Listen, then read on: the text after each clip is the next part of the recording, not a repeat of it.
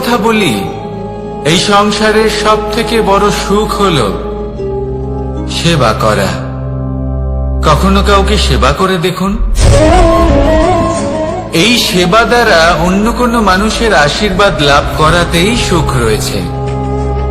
আপনার সেবা ভাব দ্বারা যখন কোনো মানুষ নিজের অন্তরাত্মা থেকে আপনাকে আশীর্বাদ করে, তার থেকে বড় সুখ আর কিছুই নেই। কারণ প্রত্যেক মানুষের মধ্যে ঈশ্বর বাস করেন। নরের সেবাই হলো নারায়ণের সেবা। নিষ্কাম সেবা করাই হলো সব থেকে বড় সুখ। তাই নিজের অন্তরে সেবার এই ভাব জাগ্রত করুন। যে সুখের কথা আমি বলছি, সেই সুখ অনুভব করেই দেখুন। এই মন সুপ্রসন্ন হয়ে বলবে, রাধা রাধা। জীবনে এমন কিছু কাজ রয়েছে যা আপনাকে একাই করতে হয়, আর এমন কিছু কাজ রয়েছে যা আপনাকে একসাথে মিলে করতে হয়, একজোট হয়ে, সঙ্গবদ্ধ হয়ে। এবার সঙ্গবদ্ধ বলতে কি বোঝাতে চাইছি? আমি তাদের কথা বলছি না যারা বাস্তবিকভাবে একে অপরের সাথে কাজ করেন। আমি তাদের কথা বলছি যারা একে অপরের থেকে দূরে থেকেও একে অপরকে বিশ্বাস করেন। আমি আগেও বলেছিলাম, সমস্ত বিশ্বের আশা বিশ্বাসেই বসবাস করে, তাই না? তাই যেখানে সমস্ত বিশ্ব আছে, সমস্ত সংসার আছে, সেইখানেই বিশ্বাস রয়েছে। তাই আপনার আশেপাশে এমন দল সঙ্গবদ্ধ করুন যাদের আপনার উপর বিশ্বাস আছে আর যাদেরকে আপনি বিশ্বাস করতে পারেন। তাহলে আসুন আর আমার সাথে ভালোবেসে বলুন, রাধা রাধা।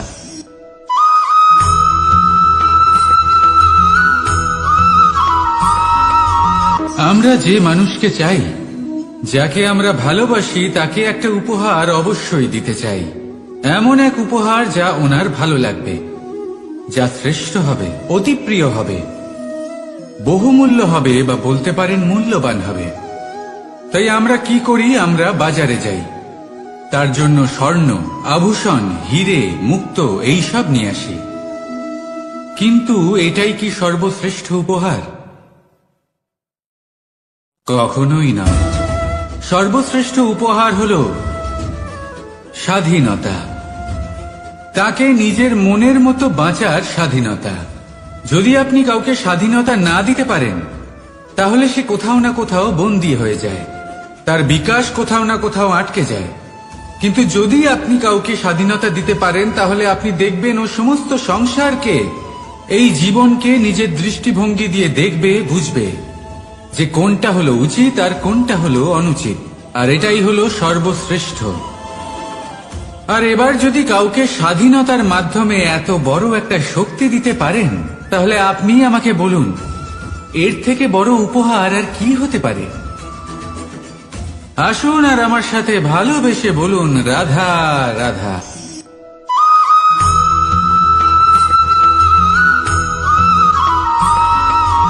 পিতা আর পুত্রের সম্পর্ক অত্যন্ত মধুর হয়ে থাকে। পিতা স্বপ্ন দেখেন, তাকে পূর্ণ করার সকল সম্ভাব্য চেষ্টা করেন, কিন্তু তাও অনেক সময় ওনার স্বপ্ন অপূর্ণ থেকে যায়। তখন পিতা ভাবেন, যে স্বপ্ন উনি পূর্ণ করতে পারেননি, ওনার সন্তান তা অবশ্যই পূরণ করবে। যে স্থানে উনি কখনো পৌঁছতে পারেননি, সেই স্থানে ওনার পুত্র অবশ্যই পৌঁছবে। পিতা নিজের সন্তানের ভবিষ্যৎ নিয়ে সেই স্বপ্ন দেখেন, আর যখন সেই সন্তান সামনে এগোতে থাকে, তখন তার দুঃখ হয় না, বরং গর্ব হয়। ওনার ভালো লাগে এটা দেখে যে ওনার সন্তান অনেক উন্নতি করছে। কিন্তু যখন সন্তান নিজের অভিভাবকের শক্তি দেখে, তার যশ দেখে হিংসা করতে থাকে, সমস্যা সেইখানেই শুরু হয়। সেই জন্য সকল সন্তানকে এটা মনে রাখতে হবে, দেখুন, পুত্র হবার সুবাদে এক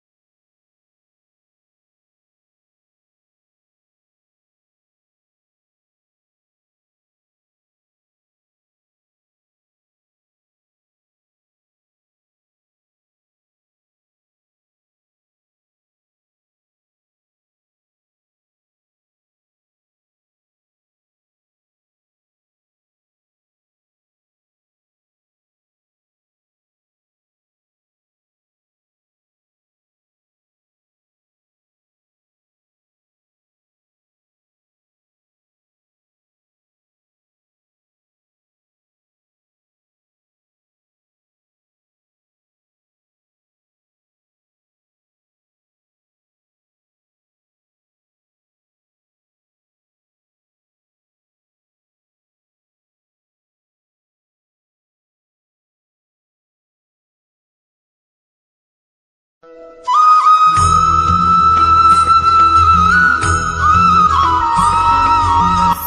যখনই কোনো যাত্রায় যাব বলে মনে করি তখনই আমরা প্রস্তুত থাকি আসন্ন বিপদের জন্য বা সংকটের জন্য। যেমন যদি আমাদের মনে হয় যে আজকের পরিবেশ খুব ঠান্ডা হবে, তাহলে আমরা গরম বস্ত্র ধারণ করি বা সেটাকে সাথে নিয়ে যাই। যদি মনে হয় যে বৃষ্টি হতে পারে বা বৃষ্টি হয়ে চলেছে আমরা দেখছি, তাহলে আমরা একটা ছাতা সাথে নিয়ে নিই। আমরা প্রস্তুত থাকতে চাই এবং এটাই উচিত, এবং সেই কারণেই আমরা যাত্রায় সাফল্য লাভ করি।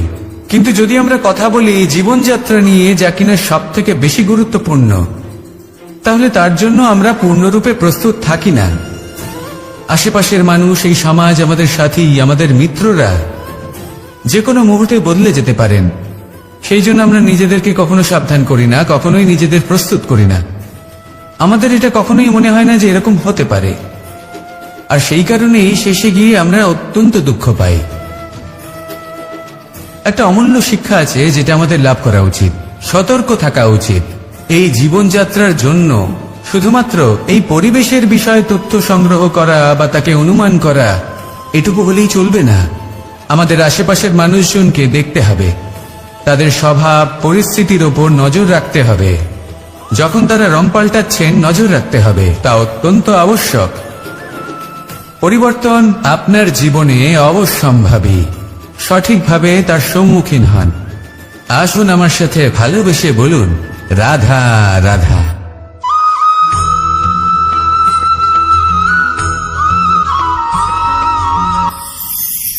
ঈশ্বর আসলে কে? সংসারের বেশিরভাগ মানুষের কাছে ঈশ্বর হলেন এই সংসারের রচয়িতা, পালনকর্তা। কারোর কাছে উনি জ্ঞাতা, কারোর কাছে উনি হলেন আস্থার প্রতীক, আবার কারোর জন্য শুধুমাত্র অন্ধ বিশ্বাস। কিন্তু এই ঈশ্বর কি কোনো শরীর, নাকি একটা বোধ, নাকি শুধুই শ্রদ্ধা? ঈশ্বর হলেন তিনি যিনি হলেন আপনার ইষ্ট। সেই জন্যই তো গুরু, মাতা, পিতা এনাদেরও ঈশ্বরই বলা হয়েছে। যাদেরকে আমরা ঈশ্বর বলে মনে করি, যারা আমাদের ইষ্ট, তারা আমাদের একটি পথ দেখান, একটি দিকে চালিত করেন। সেই পথে চলে আপনি শুভ কর্ম করতে পারেন। আর যখন কোনো ব্যক্তি তার ঈশ্বরের আদেশ পালন করেন, তখন সে নিজে থেকেই শুভ পথে অগ্রসর হয়ে যান। বেশ কয়েকজন মানুষ ঈশ্বরের ওপর আস্থা রাখেন এবং ভাবেন যে অনুচিত কোনো কাজ করা উচিত নয়, ঈশ্বর দেখছেন। ওনারা ভয় পান যে কোনো অনুচিত কর্ম করলে কে জানে তার পরিণাম কি হবে। এমন অনেক ব্যক্তি রয়েছেন যারা ঈশ্বরকে বিশ্বাস করেন এবং জানেন যে ঈশ্বর তাদেরকে দেখছেন, তাই যে যে শুভকর্ম ওনারা করেছেন তার ফল তারা অবশ্যই পাবেন। এবার আপনি ভয় পেয়ে ঈশ্বরকে বিশ্বাস করবেন নাকি বিশ্বাসের দ্বারা ঈশ্বরকে বিশ্বাস করবেন, সেই সিদ্ধান্ত আপনারই। কিন্তু হ্যাঁ, যদি আপনার মনে ঈশ্বরের জন্য কোনো স্থান থাকে, যদি আপনার কোনো ইষ্ট থাকেন, যদি আপনি কাউকে ঈশ্বর মনে করেন, যার প্রত্যেক আদেশ আপনি পালন করে থাকেন, তাহলে বলি ঈশ্বর কখনো আপনাকে অনুচিত পথে চালিত করবেন না। আসুন আমার সাথে ভালোবেসে বলুন, রাধা রাধা।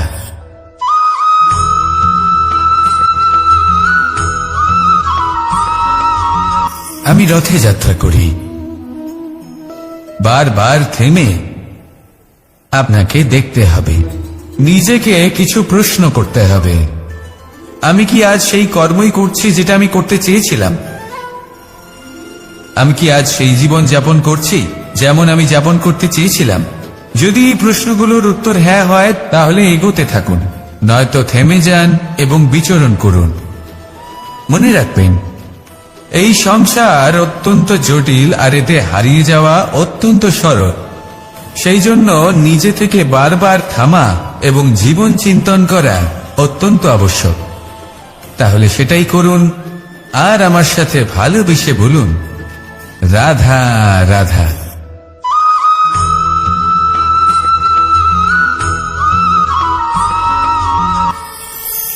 কথায় আছে যে স্বপ্ন এবং লক্ষ্য হলো একটি মুদ্রারই দুটি দিক।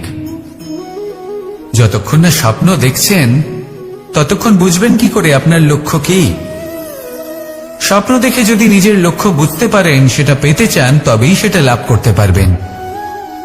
কিন্তু স্বপ্ন এবং লক্ষ্য এই দুইয়ের মধ্যে একটা ভারসাম্য রয়েছে, যেটা বজায় রাখা প্রয়োজনীয়।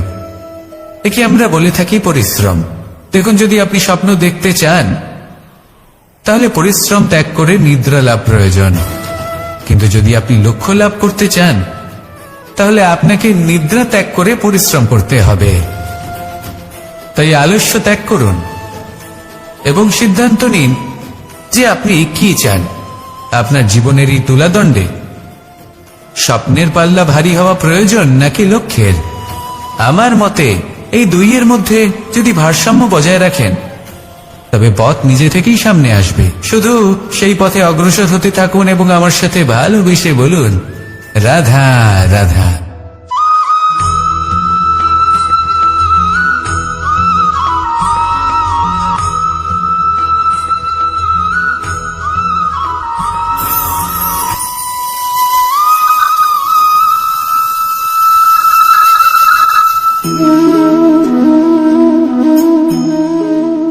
মোহনের বাঁশির এই সুর, এই সঙ্গীত কার না পছন্দ হয়? সবারই খুব ভালো লাগে। এবার এই সুর আসে কোথা থেকে? কেউ বলবেন কৃষ্ণের হৃদয় থেকে। সত্য কথা, এই সুর হৃদয় থেকে নির্গত হয় এবং প্রকট হয় এই বাঁশি থেকে। এই বাঁশিটাকে দেখুন, এই ছিদ্রগুলি দেখুন। প্রত্যেকটা সুর থেকে নিজস্ব একটা স্বর নির্গত হয়। এবার যে ব্যক্তি এই সমস্ত সুর এবং স্বর বুঝতে পারেন, এতে নিপুণ, তিনি এই বাঁশির দ্বারা যে সুর নির্গত করবেন, তা তো মধুর অবশ্যই হবে। এবার জীবনের সাথেও কিছুটা এরকমই ঘটে। জীবনের কিছু নীতি থাকে, অর্থ, কুটুম্ব এবং আধ্যাত্মিক। যদি জীবনের প্রত্যেকটা মুহূর্ত সুখময় হয় এরকম আপনি চান, তাহলে এই তিনটি নীতিতে আপনাকে নিপুণ হতে হবে। কোনো একটি বিশেষ নীতির প্রতি যদি আপনি বেশি ঝুঁকে পড়েন, তাহলে বাকি দুই নীতি থেকে যা সুখ লাভ করা সম্ভব তা পারবেন না। ধন অর্জন করতে হবে পরিবারের জন্য, পরিবারের সুখ মনের শান্তির জন্য, মনে শান্তির প্রয়োজন মনের শুদ্ধতার জন্য। যখন এই মন শুদ্ধ হবে, জীবন শুদ্ধ হবে, পবিত্র হবে, সুন্দর হবে এবং ভালোবেসে বলবে, রাধা রাধা।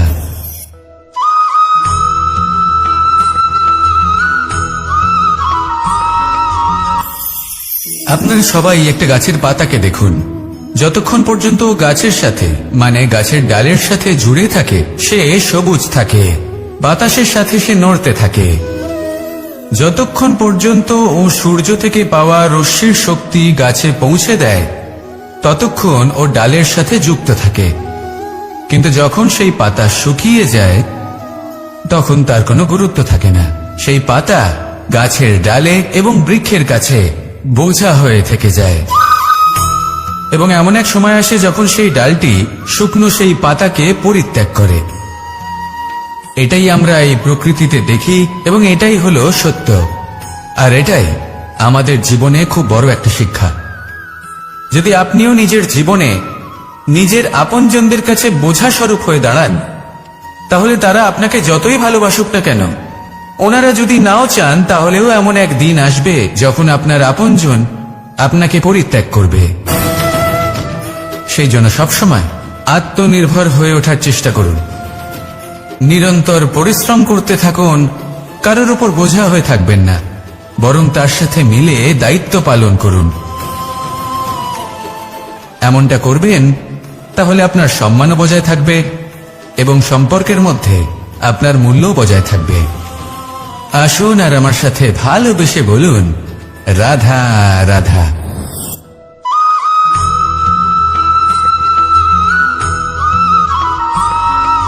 এই শুকনো পাতাটিকে দেখুন, নিষ্প্রাণ হয়ে পড়েছে। কোনো একটা সময় এই পাতাটি একটা গাছের ডালে ছিল। সেই গাছ ওর লালন পালন করত। যখন যখন বাতাস বইত, এই পাতায় কম্পন দেখা দিত, মনকে প্রফুল্ল করে তুলত। কোনো একদিন এই পাতা গাছের ডাল থেকে ঝরে পড়ে গেল। নিঃসন্দেহে ও নিজের স্বাধীনতা পেল, কিন্তু আস্তে আস্তে শুকিয়ে গেল, নিষ্প্রাণ হয়ে গেল। দেখুন, আমি এই কথা বলছি না যে স্বাধীনতা অনুচিত, কখনোই না। কিন্তু যে কোনো পরিস্থিতিতে স্বাধীন হতে চাওয়া এটা নিশ্চিতরূপে অনুচিত। আমরা যদি আমাদের জীবনে পরিবারের গুরুত্ব ভেবে দেখি, তাহলে এই পরিবারে যতই মতভেদ থাকুক না কেন, যতই মনোমালিন্য থাকুক না কেন, যতই বিবাদ থাকুক না কেন, এই সব মিটিয়ে নেওয়া অত্যন্ত প্রয়োজনীয়। সেই সবকিছু সমাপ্ত করা অত্যন্ত প্রয়োজনীয়। কখনো এই পরিবারকে ভাঙতে দেবেন না, কখনো এই পরিবার থেকে দূরে চলে যাবেন না। এই পরিবার হলো আমাদের জীবনের একটা অমূল্য সম্পদ, অমূল্য এক আশ্রয়, যা এই সংসারে হয়তো কোথাও আপনি পাবেন না। তাই একে আগলে রাখুন। ভেবে নিন আপনি পাতা আর আপনার পরিবার সেই গাছ। আসুন আমার সাথে ভালোবেসে বলুন, রাধা রাধা।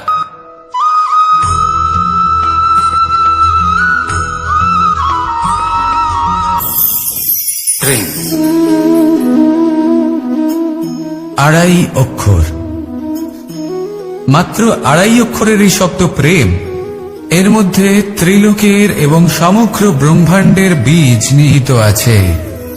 এমন কি আছে যা এই প্রেম করতে পারে না? যেখানে শক্তি এবং বিদ্যা প্রয়োগ করে আপনি কিছুই করতে পারবেন না, সেটাও প্রেম দ্বারা অর্জন করা সম্ভব। প্রেম চাইলে পাথরেও ফুল ফোটাতে পারে। প্রেম চাইলে ন্যাড়া পাহাড়ের বুক চিরে নদীপথ তৈরি করতে পারে। চাইলে নিরক্ষর ব্যক্তিকে সংসারের শ্রেষ্ঠ জ্ঞানী করে তুলতে পারে। শুধুমাত্র এই প্রেমের জন্য সবার দুষ্ট কানাই ঘনশ্যাম হয়ে উঠেছিল। শুধুমাত্র এই প্রেমের টানেই ত্রিলোকের স্বামী দ্বারকাধীশ নির্ধন সুদামার পদসেবাও করেছিলেন। এই প্রেম হলো সংসারের সবথেকে বড় শক্তি। এই সংসারের আধার হলো প্রেম। এমন কিচ্ছু নেই যা এই প্রেমের পক্ষে সম্ভব নয়। যেখানে বিদ্যা এবং শক্তি সাহায্য করতে পারে না, সেখানে এই প্রেম আপনাকে জয়ী করে দিতে পারে। তাহলে আসুন আর আমার সাথে ভালোবেসে বলুন, রাধা রাধা।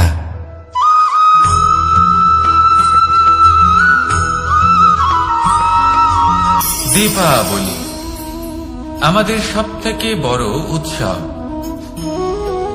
শ্রীরাম রাবণকে পরাস্ত করে 14 বছরের বনবাস কাটিয়ে আবার অযোধ্যায় ফিরে এলেন অমাবস্যার রাত্রে। অযোধ্যায় সবাই খুব প্রসন্ন ছিলেন, খুবই উৎসাহিত ছিলেন। অযোধ্যায় সহস্র প্রদীপ প্রজ্বলিত করা হয়েছিল এই উৎসবে। একে আমরা দীপাবলি বলে থাকি।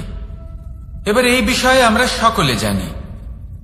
আপনি কি এটা জানেন যে শ্রীরাম বাস্তবে অমাবস্যার 1 রাত আগেই অযোধ্যায় পৌঁছে গেছিলেন? সবার সামনে অমাবস্যার রাতে এসেছিলেন। এর কারণ কি? শ্রীরাম প্রমাণ করতে চেয়েছিলেন যে যে কোনো সময়, দিন হোক বা রাত, শুভ বা অশুভ হয় না। শুভ অশুভ কিছু থাকলে তা হলো মানুষের চিন্তা, তার ভাবনা, তার নির্বাচন আর তার কর্ম। নিজেই দেখে নিন, শ্রীরাম শুভ কাজ করে ফিরেছিলেন এবং অমাবস্যার মতো গভীর এক রাত্রিকেও দীপাবলিতে পরিবর্তিত করেছিলেন। এমনটাই যদি আমরা করতে পারি, তাহলে এমন কোন গৃহে যান যেখানে অসহায় ব্যক্তি রয়েছেন, যা অন্ধকারাচ্ছন্ন, আর সেখানে প্রকাশ প্রজ্বলিত করুন। প্রকাশ সহায়তার, প্রেরণার, আশার। যদি এমন কিছু আমরা করতে পারি, তাহলে তাকে প্রকৃত অর্থে দীপাবলি বলা যেতে পারে। তাহলে নিজের পরিবারের সাথে দীপাবলি পালন করুন। আপনাদের শুভেচ্ছা জানাই। আসুন আর আমার সাথে ভালোবেসে বলুন, রাধা রাধা।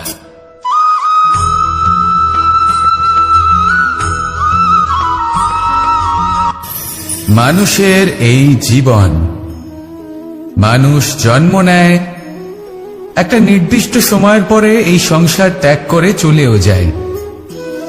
এবার শুধু এটাই আবশ্যক নয় যে এই জীবনকালকে আপনি যাপন করবেন, শুধু এটাই গুরুত্বপূর্ণ নয়।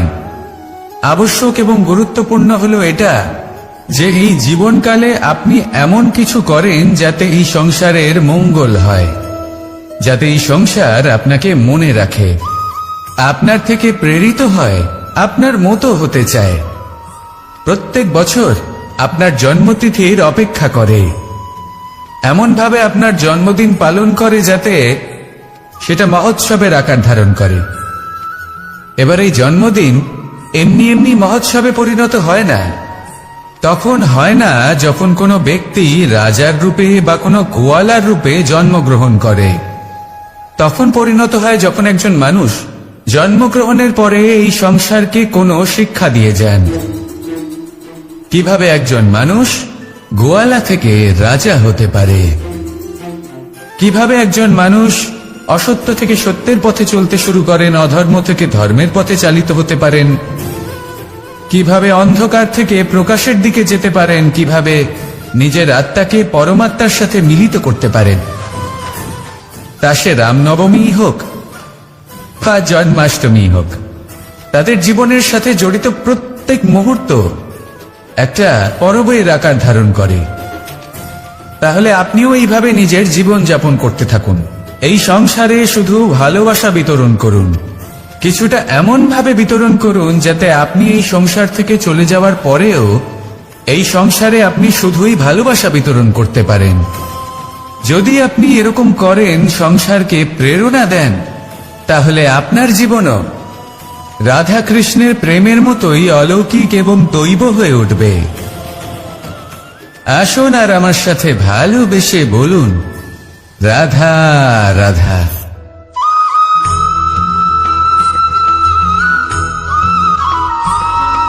ভোজন। এই সংসারে যেই হোক না কেন, কোনো মানুষ হোক, কোনো প্রাণী হোক, কোনো কীট হোক বা কোনো বনস্পতি হোক, প্রত্যেকের জন্য ভোজন অতি আবশ্যক। কারণ ভোজন থেকেই শক্তি পাওয়া যায়, আর সেই শক্তি দিয়েই সংসারের, আমাদের জীবনের সমস্ত কার্য করা যায়। এবার এমন এক ধরনের শক্তি হয় যা শীতের ঋতুতে সূর্য থেকে আমরা পেয়ে থাকি, আর আরেক ধরনের উত্তাপ হয় যা দিয়ে ভোজন রান্না করা হয়, সুস্বাদু নানান ধরনের ভোজন। এবার অত্যন্ত গুরুত্বপূর্ণ হলো যে ব্যক্তি সেই ভোজন বানাচ্ছেন তার মানসিক পরিস্থিতি এবং সেই ব্যক্তি যিনি ভোজন গ্রহণ করছেন তার মানসিক অবস্থা। যখনই আপনি ভোজন বানাচ্ছেন তখন ভালোবাসার সাথে কাজটা করুন, ধন্যাত্মক ভাব নিয়ে, সৎ ভাবনার সাথে।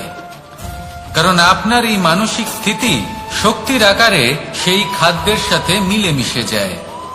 আর যখনই আপনি ভোজন গ্রহণ করছেন তখন সদ্ভাবনার সাথে, প্রসন্নতার সাথে গ্রহণ করুন, ধন্যাত্মক ভাব নিয়ে। যদি আপনি প্রসন্নতার সাথে রান্না করেন, প্রসন্নতার সাথে খাদ্য গ্রহণ করেন, তাহলে আপনি প্রসন্নই থাকবেন, আর মন সুপ্রসন্ন হয়েই বলবে, রাধা রাধা।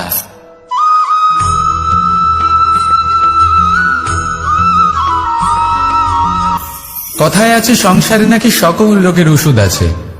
যদি আপনি নিজের শরীরকে ভালোবাসেন তাহলে ব্যায়াম করুন, যদি নিজের নিঃশ্বাস প্রশ্বাসকে ভালোবাসেন তাহলে প্রাণায়াম করুন, যদি আপনি নিজের আত্মাকে ভালোবাসেন তাহলে ধ্যান করুন, কিন্তু যদি আপনি নিজের জীবনকে, পরমাত্মাকে ভালোবাসেন তাহলে সকলকে ভালোবাসতে থাকুন। এই ভালোবাসা অত্যন্ত গুরুত্বপূর্ণ এবং আবশ্যক। ভালোবাসার থেকে ভালো না কোনো ওষুধ আছে, না আছে কোনো আসন। এর থেকে ভালো না কোনো ব্যায়াম আছে, আর না কোনো প্রাণায়াম। এই ভালোবাসা বড় বড় সমস্যারও সমাধান করতে পারে। ভালোবাসা বড় বড় বিপদকে আপনার থেকে দূর করতে পারে। এই ভালোবাসাই আপনাকে জীবনে বাঁচতে শেখায়, কারণ ভালোবাসাই হলো জীবনের আসল সত্য। তাহলে আসুন আর আমার সাথে ভালোবেসে বলুন, রাধা রাধা।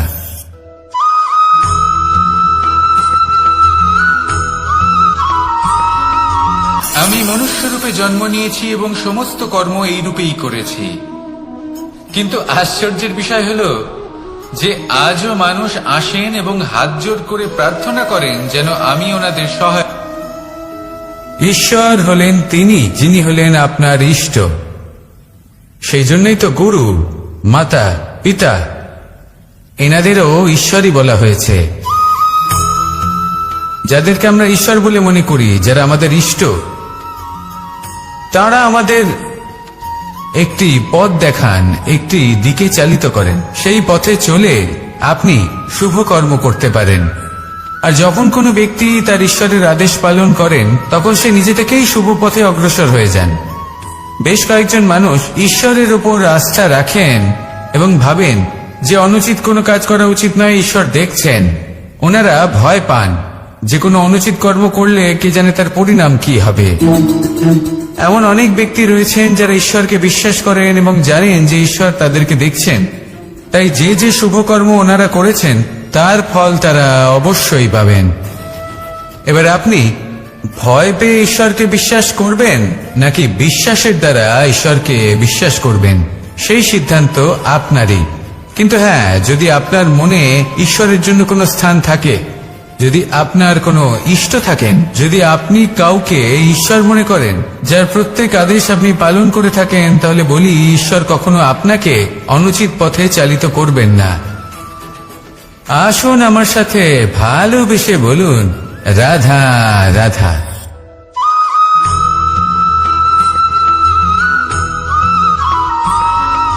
মানুষ যখন এই সংসারে প্রবেশ করে, অর্থাৎ জন্মগ্রহণ করে, তখন নিশ্চিন্তে থাকে, আনন্দে থাকে। কিন্তু যেইমাত্র তার মধ্যে বোধশক্তি আসে, তখন সে চিন্তা করতে শুরু করে। চিন্তা ভবিষ্যতের, সেই সমস্ত বিষয় নিয়ে চিন্তা করে যা ওর হাতে নেই। তারপর বড় হয়, বিবাহ সম্পন্ন হয়, গৃহস্থ জীবন যাপন করে, তারপর আবার চিন্তায় মগ্ন হয়ে যায়। ভাবে, এই যে আমার পরিবার, আমি কি ঠিকমতো তার খেয়াল রাখতে পারছি? কাল যখন আমি এই সংসার থেকে চলে যাব, তখন আমার এই পরিবারের দেখাশোনা কে করবে? শেষ পর্যন্ত এই পরিবার তো আমারই উত্তরদায়িত্ব। যাক, আপনাকে একটা প্রশ্ন করি। এই সংসারে আসার পূর্বে আপনি কি এই প্রশ্ন করেছিলেন, এটা ভেবেছিলেন যে আমাকে ছাড়া এই সংসার কিভাবে চলবে? করেননি, তাই তো? তাই আপনার এটা নিয়ে দুশ্চিন্তা করার প্রয়োজন নেই যে আপনি যখন এই সংসার ত্যাগ করে চলে যাবেন তখন কি হবে। আপনি যখন ছিলেন না তখনও এই সংসার চলছিল, আপনি যখন এই সংসার ত্যাগ করবেন তখনও এই সংসার চলতে থাকবে। যদি কোনো বিষয়ের প্রভাব থাকে, তা হলো আপনার আজকের তথা বর্তমানের কর্ম। অর্থাৎ আজ আপনি কি করছেন, কার জন্য মঙ্গল করছেন, কাকে প্রেরণা দিচ্ছেন, কাকে সাহায্য করছেন, কোন উদাহরণ প্রস্তুত করছেন। আপনি এই সংসারে যে ছবি অঙ্কন করবেন, সংসার সেটাই মনে রাখবে। তাহলে শুধু সৎকর্ম করুন, মঙ্গল করতে থাকুন, আর আমার সাথে ভালোবেসে বলুন, রাধা রাধা।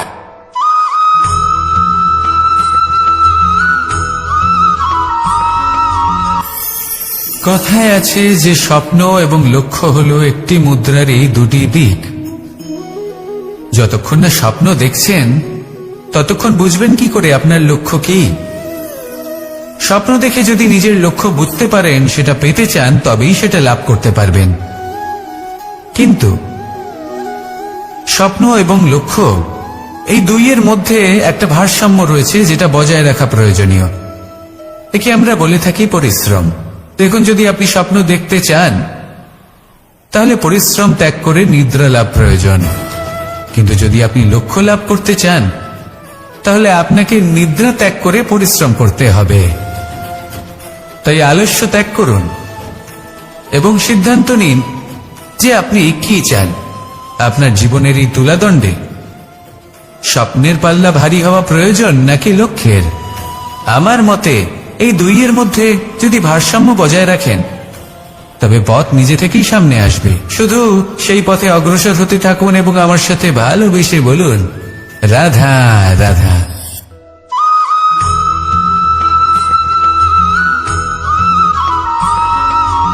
সংসারে আমাদের জীবনে যখন কোনো সুখ বা দুঃখ আসে, তার জন্য আমরা কাউকে না কাউকে অবশ্যই দায়ী করে থাকি, তাই না? এই ব্যক্তি আমাদের সাথে এরকম কাজ করেছেন, তাই আমার সাথে এমন হলো। ওই ব্যক্তি যদি এমনটা না করতেন, তাহলে আজ আমি ওই স্থানে পৌঁছতে পারতাম। সবই আপনার দৃষ্টিভঙ্গির উপর নির্ভরশীল। আর যদি আপনার দৃষ্টিভঙ্গি এমন হয়, তাহলে তা অনুচিত। সত্যি কথা বলতে, এই সংসারে ভিন্ন ভিন্ন ধরনের মানুষ আছে। এটা আপনার উপর নির্ভর করছে কিভাবে তাদের স্বাগত জানাবেন। একবার ভাবুন, আমি আমার দুটো হাত সামনে নিয়ে এলাম, দুটো মুঠো খুলে দিলাম। দুই প্রকারের মানুষ আসবেন, কিছু না কিছু দিয়ে যাবেন। এই মুঠো যদি আমি বন্ধ করে দিই, তাহলে না কেউ আমাকে কিছু দিতে পারবে, না আমার কিছু যাবে আসবে। নিশ্চয়ই বুঝতে পারছেন এই দুই ধরনের ব্যক্তি কারা এবং তারা কি দিয়ে যান। আমি যদি নিজের মুঠো খুলে দিই, তাহলে কিছু ভালো মানুষ আসবেন, আমাকে আনন্দ, সন্তুষ্টি, জ্ঞান প্রদান করে যাবেন, ভালো অভিজ্ঞতা দিয়ে যাবেন। কোনো খারাপ ব্যক্তি যদি আসেন, তাহলে তিনিও খারাপ অভিজ্ঞতা দেবেন, যার থেকে আমি শিক্ষা লাভ করব। এই সব কিছু আমি লাভ করতে পারি।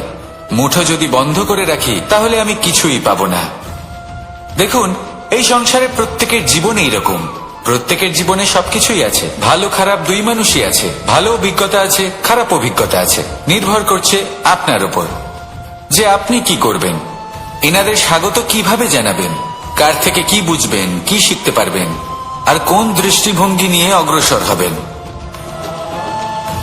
এটাই নির্ধারণ করবে যে আপনার জীবন কেমন হবে। আসুন আমার সাথে ভালোবেসে বলুন, রাধা রাধা।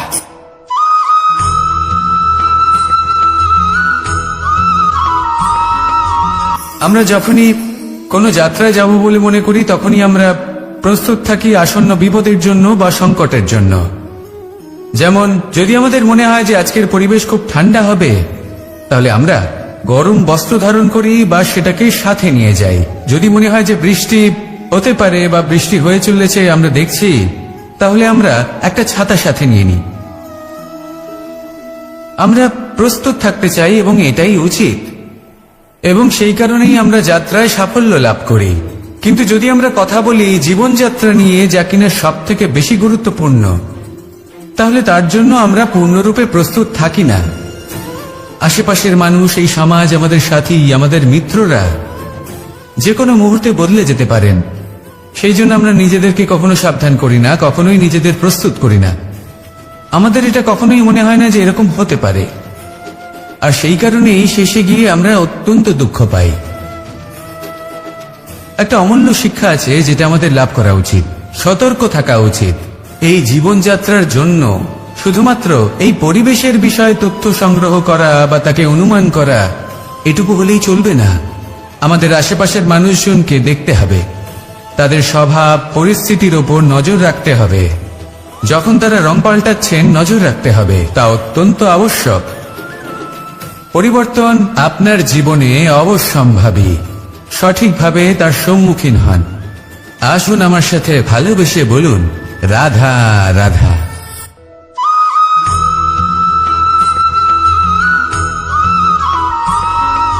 জীবনে যখন কোনো ব্যক্তি নিজের লক্ষ্য প্রাপ্তির জন্য নিরন্তর পরিশ্রম করতে থাকেন, চেষ্টা করতে থাকেন, তখন তিনি কষ্ট অনুভব করেন। কখনো শারীরিক কষ্ট, কখনো মানসিক কষ্ট। এবার উনি এটা ভাবতে থাকেন যে আমি কি উচিত করছি নাকি অনুচিত করছি। কারণ অন্যদিকে এমন একজন ব্যক্তিও আছেন যিনি একদমই পরিশ্রম, চেষ্টা করছেন না। তিনি মদিরা পান করেন, বিলাসিতায় জীবন কাটান, অলস প্রকৃতির হয়ে ওঠেন, নিদ্রাতে বিলীন হয়ে থাকেন আর ভাবেন যে তিনি সুখ লাভ করছেন। কিন্তু এরকম কেন হয়? কারণ যখন আমরা সৎ পথে থাকি, উচিত পথে চলি, লক্ষ্য প্রাপ্ত করার জন্য চেষ্টা করতে থাকি, তখন আমাদের ভেতরে থাকা নেতিবাচক শক্তি এবং পাপ এই দেহকে ত্যাগ করে দেয়। আর এই অনুভূতিটাই আমাদের দুঃখের অনুভূতি দেয়, কষ্ট দেয়। এবার সেখানে যদি আমরা কুপথে চলি, অনুচিত পথে চলতে থাকি, তাহলে আমাদের ভেতরে থাকা পুণ্য এবং ধনাত্মক শক্তি আমাদের দেহ ত্যাগ করে দেয়। আর এই অনুভূতির কারণেই আমরা সুখ অনুভব করি। কিন্তু কখনো ভাববেন যে এই সুখ বেশি সময় পর্যন্ত থাকে না। সেই জন্য সবসময় মনে রাখবেন, যদি আপনি জানেন যে এটাই আপনার লক্ষ্য, এটাই উচিত পথ, শুভ পথ, তাতে নিরন্তরভাবে এগিয়ে যেতে চেষ্টা করতে থাকুন। এই কষ্ট আপনাকে সুখের পরাকাষ্ঠায় কখন পৌঁছে দেবে তা আপনি জানতেই পারবেন না। আসুন আমার সাথে ভালোবেসে বলুন, রাধা রাধা।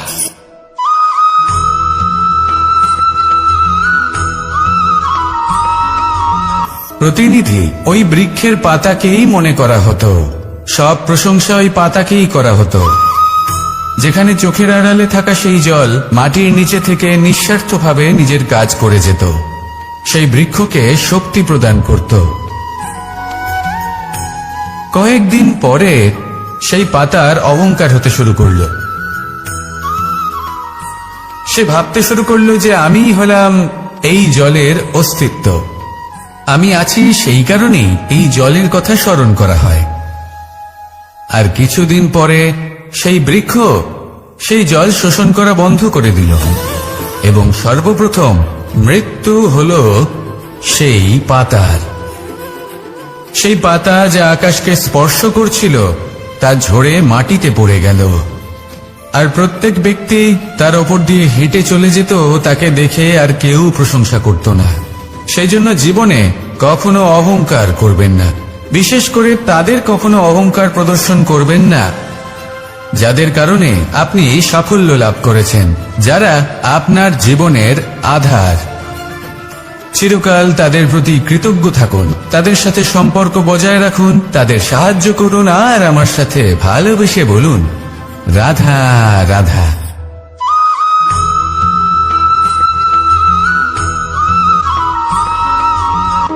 যখন আমরা হাঁটতে থাকি আর আমাদের পায়ে কাঁটা বিঁধে যায়, তখন মুখ দিয়ে আহ বেরিয়ে আসে, কান্না চলে আসে, আর অনেক সময় অভিশাপও বেরিয়ে আসে। কিন্তু আমরা কি কখনো এটা এইভাবে দেখেছি, এইভাবে ভেবেছি যে আমরা যে পথে চলেছি সেই পথে কাঁটা বিঁধেছে, নাকি আমরা সেই পথ নির্বাচন করেছি যাতে শুধুই কাঁটা রয়েছে? নাকি আমরা এভাবে ভেবে দেখেছি যে এই কাঁটা আমাদের কষ্ট দিতে এসেছে, নাকি এটা আমরাই বিছিয়ে রেখেছিলাম? সাবধান থাকা উচিত ছিল, কারণ কাঁটা বিঁধলে যন্ত্রণা হবে, চিৎকার করে ফেলতে পারি, মুখ থেকে অভিশাপও বেরিয়ে আসতে পারে। কিন্তু এই অভিশাপ শুধুমাত্র আমাদের তরফ থেকে অভিশাপ হয়, সামনের ব্যক্তিটির ওপরও নির্ভর করে। এবার সেই ব্যক্তি যদি এমন হয় যে ফুল আর কাঁটা এই দুই সমানভাবে গ্রহণ করতে পারে, তার কাছে অভিশাপও বরদানে পরিণত হয়। শেষ পর্যন্ত ব্যাপারটা দাঁড়ায় ভাবনা, চিন্তা, দৃষ্টিভঙ্গির ওপর। কারণ আপনার এই ভাবনাই সত্যি হয়ে সামনে আসে। সেই জন্য এই ভাবনা, চিন্তা, মানসিকতাকে গুরুত্ব সহকারে দেখবেন। এই বিবেচনা নিয়ে বিবেচনা করতে শিখুন। আমার কথার অর্থ হলো যে জীবনে যখন এরকম কিছু একটা ঘটবে, তখন ভেবে দেখুন যে এরকম কেন হলো। আপনি কি এমন কোনো কর্ম করেছিলেন যার কর্মফল এটা? এমন কোনো কাজ যা অনুচিত ছিল, অসত্য ছিল, যা অভদ্রতার কারণ ছিল? ভেবে দেখা প্রয়োজন।